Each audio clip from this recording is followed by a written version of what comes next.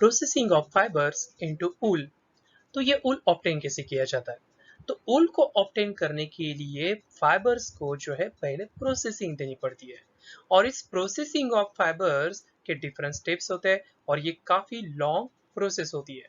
तो इसमें कौन कौन से स्टेप्स आते हैं उसको हम अभी डिस्कस करने वाले हैं। तो सबसे पहला स्टेप होता है शेयरिंग। इसमें क्या जाता है, तो शिप के बॉडी के ऊपर जो हेयर होता है जिसे हम फ्लिस बोलते हैं, इनको जो है रिमूव किया जाता है यूजिंग मशीन। और ये हेयर पर्टिकुलरली रिमूव किए जाता है ड्यूरिंग द हॉट वेदर, क्योंकि हॉट वेदर में जो है इनको शिप को जो हेयर की आवश्यकता नहीं होती है। इनको तो हेयर की आवश्यकता सिर्फ विंटर में होती है ताकि ठंड से बचा जाए। तो इसीलिए हॉट वेदर में ही इनके हेयर को जो है रिमूव किया जाता है, और उस पर्टिकुलर स्टेप को बोला जाता है शेयरिंग स्टेप। तो जैसे कि ये जो फ्लिस है, मतलब उस शिप की बॉडी हेयर, तो ये हमें क्या प्रोवाइड करता है? तो पहले ये प्रोवाइड करते हैं उलन फाइबर, और इस उलन फाइबर को प्रोसेस करके क्या बनाया जाता है? तो ये उलन यान ऑप्टेन किया जाता है। लेकिन यहाँ पे क्वेश्चन आता है कि शेयरिंग जो है ये शिप को हर्ट करता है क्या? तो करता है, तो क्यों करता है, या नहीं करता है तो क्यों नहीं करता है, ऐसा क्वेश्चन पूछा जा सकता है। तो याद रखो कि शिप की जो अपर मोस्ट लेयर होती है स्किन की, वो डेड होती है। तो इसी के कारण शिप जो है इस शेयरिंग के वजह से हर्ट नहीं होती है। तो अभी हम डिस्कस करते हैं स्टेप्स को। तो ये जो डिफरेंट स्टेप है, जैसे कि इस फाइबर को प्रोसेस किया जाता है ऊल में, तो उसमें सबसे पहला हमने स्टेप पढ़ा था शेयरिंग, और शेयरिंग में मैंने बताया कि मशीन का यूज करके हेयर जो है जिसे हम फ्लिस बोलते हैं, वो उस शिप के स्किन से रिमूव किया जाता है। तो सेकंड शेप जो होता है, तो सेकंड स्टेप जो है वो है स्कोरिंग। तो इसमें क्या किया जाता है? तो ये जो शेयर स्किन है हेयर के साथ वाली, तो इसको थोरोली जो है वो वॉश किया जाता है एक टैंक में, ताकि उस हेयर के ऊपर जो भी ग्रीस है, डस्ट है या डर्ट है, वो जो है निकल जाए। और इस वॉशिंग प्रोसेस को ही बोला जाता है स्कोरिंग। और आजकल जो है स्कोरिंग के लिए मशीन का यूज किया जाता है। पहले जो है लोग हाथों से करते थे, लेकिन अभी इसके लिए एक स्पेशल मशीन यूज की जाती है। स्टेप थर्ड क्या है? तो स्टेप थर्ड में क्या होता है कि यहाँ पे सॉर्टिंग की जाती है।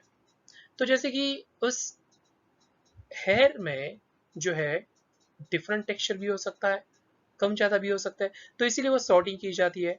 तो यहाँ पे इसीलिए वो हेयरिंग स्किन को जो है फैक्ट्री में पहले भेजा जाता है, जहाँ पे हेयर के डिफरेंट टेक्सचर को सेपरेट किया जाता है या सॉर्ट आउट किया जाता है। तो स्टेप थर्ड में क्या किया जाता है? तो सेपरेशन किया जाता है, जिसी को हम सॉर्टिंग बोलते हैं। और अभी फोर्थ स्टेप की बात करते हैं। तो स्टेप फोर्थ में जो है यहाँ पे लिखा है कि the small fluffy fibres which are called burrs, they are picked out from the hair. तो इसका मतलब ये जो फ्लफी फाइबर्स, बाउंसी फाइबर्स होते हैं, तो इनको जो है वहां से निकाला जाता है, जिसी को हम बर्स बोलते हैं। और ये जो बर्स होते हैं, ये हमारे स्वेटर्स के ऊपर भी दिखाई देता है, जिसे हम बोलते हैं कि लूसर निकलना। तो ये बर्स होता है। The fibres are scoured again and dried. तो ये फाइबर्स है, इनको अगेन जो है निकाला जाता है और वॉशिंग किया जाता है, बाद में इसको ड्राई किया जाता है। Now this wool is ready to be drawn into fibres. तो अभी ये ऊल जो है रेडी होता है किसमें? तो पर्टिकुलरली इनको फाइबर्स में कन्वर्ट करने के लिए। उसके बाद है स्टेप 5। तो स्टेप 5 में क्या किया जाता है? ये जो फाइबर्स है इनको कलरिंग की जाती है, जिसे हम डाइंग बोलते हैं। तो ये फाइबर्स, ये जो डाई किए जाते हैं यूजिंग डिफरेंट कलर्स। और नेचुरल फेस जो शिप का होता है वो पर्टिकुलरली, या गोट का होता है, वो ब्लैक होता है या ब्राउन होता है या व्हाइट होता है। लेकिन हम आर्टिफिशियली भी इनको डाई जो है कर सकते हैं, लोग करते भी है, लेकिन मोस्टली नेचुरल प्रीफर किया जाता है। उसके बाद है स्टेप 6। तो इसमें फाइबर्स को स्ट्रेटनिंग की जाती है, उसके बाद उनको कॉम्बिंग भी की जाती है, और इनको रोल किया जाता है into yarn. The longer fibers are made into wool for sweaters and the shorter fibers are spun and woven into woolen cloth. तो यहाँ पे याद रखना है, ये जो longer fibers होता है तो इनको यूज किया जाता है स्वेटर बनाने के लिए। वही शॉर्टन फाइबर्स, इनको स्पन किया जाता है, ओवन किया जाता है इनटू वूलन क्लॉथ्स। तो सबसे पहला स्टेप हमने क्या बोला था कि जब प्रोसेसिंग किया जाता है फाइबर्स का ऊल में, तो पहले शेयरिंग किया जाता है, मतलब यहाँ पे बॉडी है, मतलब फ्लिश जो है रिमूव किया जाता है और ये स्किन के साथ रिमूव किया जाता है, इनके स्किन को जो है ऊपर वाला लेयर, तो ये हर्ट नहीं होता है।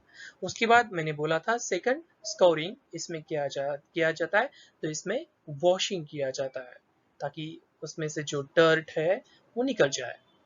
और उसके बाद सॉर्टी में किया जाता है तो सेपरेशन, तो डिफरेंट टेक्सचर ऑफ फाइबर्स को सेपरेट किया जाता है। उसके बाद क्या किया जाता है तो डाइंग, जैसे हम कलरिंग भी बोलते हैं, और देन रोलिंग किया जाता है, जैसे कि ये मशीन यूज किए जाते हैं रोलिंग के लिए, तो ये फाइबर ये रोल किया जाता है। तो और आपकी बुक में जो है ऐसे एक फ्लो चार्ट दिया है, तो जैसे कि यहाँ पे ये क्या कर रहा था, शेयरिंग कर रहा है, उसके बाद ये टैंक में वॉशिंग कर रहा है जिसे हम स्कोरिंग बोलते हैं, और मशीन से उनको ओवन किया जाता है, ठीक है, और इनको फिर रोलिंग किया जाता है रोलिंग मशीन के ऊपर। ऑक्यूपेशनल हजार्ड, तो ये होता क्या है? So occupational hazard it is a risk associated with the workplace. तो ओil इंडस्ट्री में जो लोग काम करते हैं, तो इनको हमेशा एक रिस्क से गुजरना पड़ता है, पर्टिकुलरली यहाँ पे सॉर्टर का जॉब करने वाले लोग। तो ये क्या होता है कि जब सॉर्ट करते हैं, तब उस केस में ये सॉर्टर्स हमेशा इन्फेक्ट होते हैं एक बैक्टीरिया से जिसको बोला जाता है एंथ्रैक्स। और ये बैक्टीरिया, एंथ्रैक्स बैक्टीरिया, ये काफी ज्यादा डेंजरस ब्लड डिसीजेस कॉज कर सकता है, जिसे हम बोलते हैं सॉर्टर्स डिसीज। और ऐसी रिस्क पर्टिकुलरली वूलन इंडस्ट्री में काम करने वाले जो सॉर्टर्स होते हैं, ये इनसे हमेशा सफर करते हैं, तो इसीलिए इनको सॉर्टर्स डिसीज भी बोला जाता है। और यहाँ पे जो ये काम करने वाले लोग और ये काम करने की वजह से इनको जो डिसीज हो रहा है, इसी को बोला जाता है ऑक्यूपेशनल हैजार्ड। तो इसीलिए सॉर्टर जॉब ये वूलन इंडस्ट्री में काफी रिस्की जॉब होता है। तो सिल्क के बारे में हम डिस्कस करेंगे। सिल्क ये एग्जाम्पल होता है एनिमल फाइबर का, तो इसीलिए यहाँ पे लिखा है कि silk fibres are also animal fibres. और ये सिल्क फाइबर जो है वो ऑब्टेन किए जाते हैं सिल्क वॉर्म से, और इसीलिए जो है सिल्क वॉर्म को पाला जाता है, और जिसे हम बोलते हैं सेरीकल्चर। तो सेरीकल्चर का मतलब है जहाँ पे सिल्क वॉर्म को रियर किया जाता है। और ये रियर क्यों किया जाता है? क्योंकि उनसे हमें सिल्क ऑब्टेन करना होता है, तो ऐसे कल्चर को सेरीकल्चर बोला जाता है। सिल्क का यूज जो है डिफरेंट साड़ीज बनाने के लिए यूज किया जाता है, जैसे आपने आपके मदर के, आपके ग्रैंडफादर के साड़ीज जो है देखे होंगे, तो उनमें से कुछ साड़ी जो है वो सिल्क से बनाया जाता है, जिसे हम सिल्क साड़ी बोलते हैं। और ये सिल्क फाइबर जो है एक वर्म से ऑब्टेन किया जाता है, तो उसके बारे में हमें अच्छी तरह से समझना पड़ेगा। तो इसीलिए हम जो है सिल्क को कैसे ऑब्टेन किया जाता है, तो उसके बारे में डिस्कस करेंगे। और उस पर्टिकुलर इंसेक्ट जो कि सिल्क मॉथ है, तो उसके लाइफ हिस्ट्री के बारे में आगे हम पढ़ने वाले हैं। Now we will learn about life history of silk moth. तो ये पूरा पैराग्राफ समझने के लिए हम इसको एक फ्लो चार्ट में कन्वर्ट करते हैं, और उसके बाद जो है उसको डिस्कस करेंगे। तो सबसे पहले क्या किया है यहाँ पे कि ये जो एडल्ट मॉथ है, ये क्या करते हैं, मीटिंग करते हैं, मतलब रिप्रोडक्शन करते हैं। और उसके बाद फीमेल मॉथ जो है इस लीफ के ऊपर एग्स देने का काम करती है, एंड देन ये एग्स जो है अभी यहाँ पे हैचिंग पोजीशन में पहुंच जाता है। तो उससे क्या होता है कि टाइनी ब्लैक कैटरपिलर जो है उस एग से बाहर आता है, और ये कैटरपिलर जो है अभी लीव्स को खाने के लिए स्टार्ट करते हैं और अपना साइज जो है काफी बढ़ा लेते हैं, लेकिन ये थोड़ा स्लो होता है। ओके, तो यहाँ पे लिखा भी है कि caterpillar it's mulberry leaves and grows bigger and bigger and it goes through four moths. तो कुछ इस तरह से ये डेवलप हो जाता है।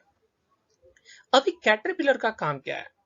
तो कैटरपिलर जो है यहाँ पे सिल्क फाइबर को खुद के अराउंड जो है वो कवर कर लेता है, स्पिन कर लेता है, और ये जो थ्रेड है इसी को तो हम सिल्क फाइबर बोलते हैं। और ये ककून में जो है ये कैटरपिलर जो है कन्वर्ट हो जाता है, ये खुद को चेंज कर लेता है किसमें? तो पुपा में, जहाँ पे ऐसे लिखा है ये पुपा है। और इस पर्टिकुलर थ्रेड को जो है फर्दर हम जो है यूज कर सकते हैं। अभी ये पुपा खुद को जो है चेंज कर लेता है किसमें? तो मॉथ में।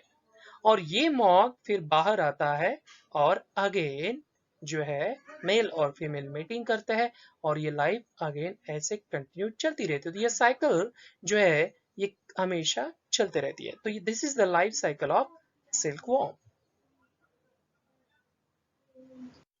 Life history of silk moth में आपको यहाँ पे इस फ्लो चार्ट को याद रखना है। तो सबसे पहले हमने क्या बोला कि फीमेल सिल्क मॉथ जो है वो एक जो है उस पत्तों के ऊपर देती है, और एग्स देने के बाद ये एग जो है वो हैच हो जाते हैं, और हैच होने के बाद लार्वा जो है वो डेवलप होता है। फिर ये लार्वा उन पत्तों को खाने के बाद अपने साइज को जो है बढ़ा लेता है, और ये कन्वर्ट होता है कैटरपिलर्स में। फिर ये कैटरपिलर्स आगे जाके जो है यहाँ पे कुछ थ्रेड्स निकालती है जिसे हम सिल्क थ्रेड्स बोलते हैं, और खुद को ये अच्छी तरह से कवर कर लेती है इन द फिगर ऑफ 8। और यहाँ पे जैसे लिखा है कि ये सिल्क फाइबर्स ये पूरी तरह से जो है अपने बॉडी के अराउंड कवर अप कर देती है, और उससे जो है अभी कैटरपिलर ये चेंज हो जाता है पुपा में। और इस पर्टिकुलर कवरिंग को ही जो ये सिल्क फाइबर इस कैटरपिलर ने खुद के ऊपर जो कवर अप किया है, तो उस पर्टिकुलर कवरिंग को ही बोला जाता है ककून। और इस ककून में अभी ये कैटरपिलर जो है ये कन्वर्ट हो जाता है पुपा, जहाँ पे हम ये स्टेज ये ले सकते हैं। यहाँ पे ये पुपा फर्दर जो है डेवलप होता है मॉथ में। देन ये मॉथ आगे जाके उस ककून से बाहर आता है और अपनी लाइफ साइकिल अगेन यहाँ से कंटिन्यू करता है वो जब एडल्ट बन जाता है। Silk moth are of various types, and silk yarn the yield is different in texture. तो जैसे यहाँ पे बोला है कि सिल्क मॉथ के टाइप्स जो है काफी ज्यादा होता है, उसमें वैरायटी होती है, और इनसे जो ये सिल्क यार्न निकाला जाता है या ऑब्टेन किया जाता है, तो ये अपने टेक्सचर में भी काफी डिफरेंट होता है। यहाँ पे सिल्क यार्न का मतलब होता है सिल्क थ्रेड। तो ऐसे कौन से सिल्क थ्रेड जो है डिफरेंट टाइप्स ऑफ मॉथ से निकाले जाते हैं उसके एग्जांपल्स हम देखेंगे। तो जैसे कि tussar silk, muga silk, kosa silk, these are the silk obtained from the different types of moths. और इनका टेक्सचर, इन सिल्क यार्ड का टेक्सचर अगर देखा जाए तो ये या तो कोर्स होता है, या तो स्मूथ होता है, या तो काफी शाइनी होता है। लेकिन सबसे कॉमन सिल्क जो होता है वो ऑब्टेन किया जाता है मलबरी सिल्क मॉथ से। The most common silk moth is the mulberry silk moth. और ये सिल्क फाइबर्स इस मॉथ से जो निकाले जाते हैं, ऑब्टेन किए जाते हैं, ये काफी सॉफ्ट होते हैं, काफी लस्ट्रियस होते हैं, इलास्टिक होते हैं, और आप इनको जो है इवन डाई भी कर सकते हो इन अ ब्यूटीफुल कलर्स। तो कुछ एग्जांपल्स मैंने यहाँ पे जो बताया, तसा सिल्क, मुबा सिल्क, देन कोसा, ये सब आप यहाँ पे देख सकते हो। तो ये तसा सिल्क, ये है मुगा सिल्क, ये है kosa, and this is eri silk. तो ये सारे एग्जांपल जो है डिफरेंट सिल्क थ्रेड के हैं, जिसे हम सिल्क यार्न भी बोल सकते हैं, और ये डिफरेंट सिल्क मॉथ से ऑब्टेन किए जाते हैं।